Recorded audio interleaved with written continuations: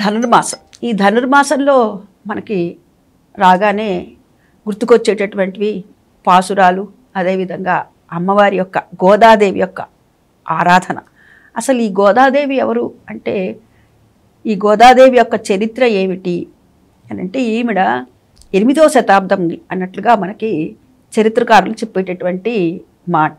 పెద్దలు, మన పూర్వీకులు, మనకి ఉన్నటువంటి గ్రంథాల ఆధారంగా తెలుస్తున్నటువంటి విషయం ఏమిటంటే 8వ శతాబ్దము అమ్మవారు. 8వ శతాబ్దం నాటి తల్లి అంటే దాదాపుగా చెప్పాలంటే నేటికి 11 నుంచి 1200 సంవత్సరాల క్రితం అన్నమాట.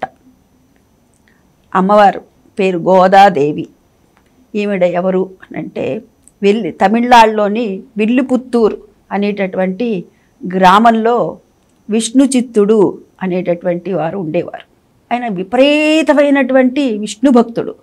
అంటే చిత్తము అంటే మనస్సంతా కూడా విష్ణుమయమే. అందుకే ఆయన అందరూ కూడా విష్ణుచిత్తుడు అని అంటూ ఉండేవారు. ఈ విష్ణుచిత్తుడికి విష్ణు అంటే అమితమైనటువంటి ప్రేమ. అదేవిధంగా విష్ణు యొక్క ఆరాధనలోనే నిరంతరం నిమగ్నమవుతూ ఉండేవారు. పెద్ద తోట పెంచుకున్నారు.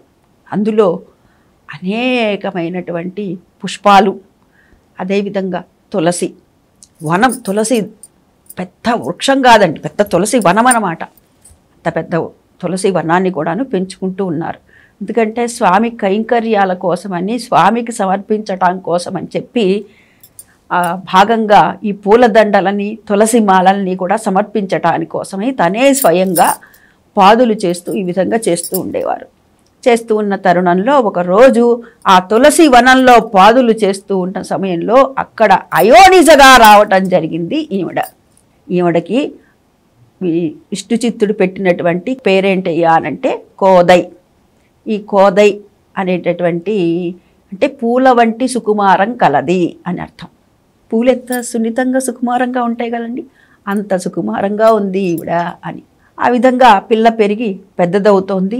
రోజు కూడాను విష్ణుచిత్తుడు యథారాజా తథా ప్రజ అన్నట్టుగా పెద్దలు ఏది చేస్తే పిల్లలు అది చేస్తూ ఉంటారు కదా. ఎప్పుడూ కూడాను విష్ణుచిత్తుడు ఆ భగవంతుడి యొక్క ధ్యానంలోనే, విష్ణువు యొక్క ధ్యానంలోనే ఉంటూ ఉన్నారు. విష్ణువు యొక్క పూజలోనే, విష్ణువు యొక్క సేవలోనే ఉంటూ ఉన్నారు కదా.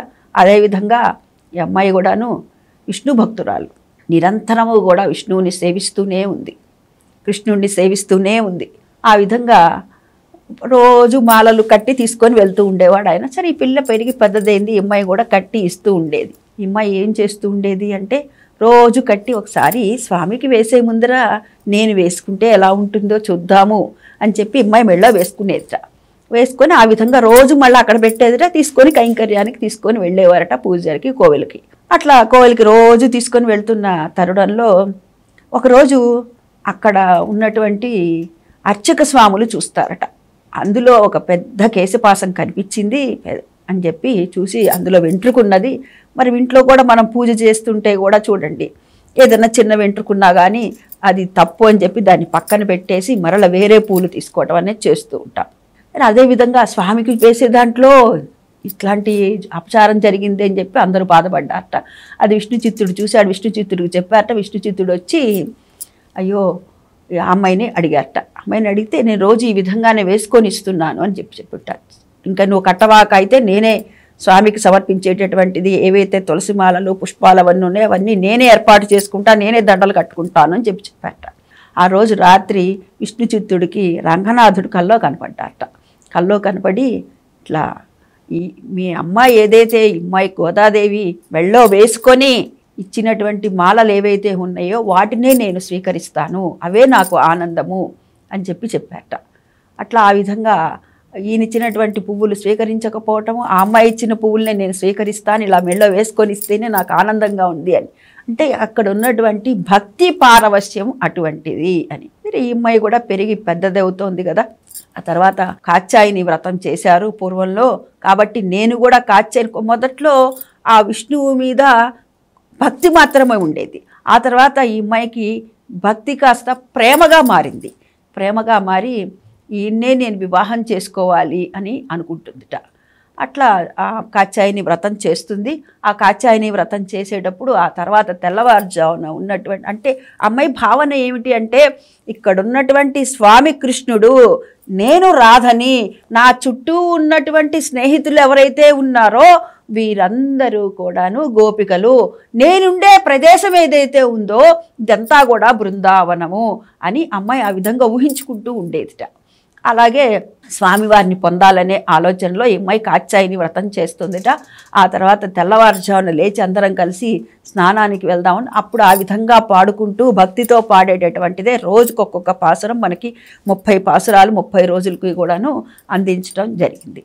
ఆ విధంగా రంగనాథుడు విష్ణుచిత్తుడికి కల్లో కనపడి ఆ అమ్మాయిని తీసుకొని రమ్మంటే అట్లా శ్రీరంగం వెళ్ళటం జరిగింది. శ్రీరంగం వెళితే ఈ అమ్మాయిని పెళ్లి కూతురుగా తయారు చేసి తీసుకొని వెళ్ళారట.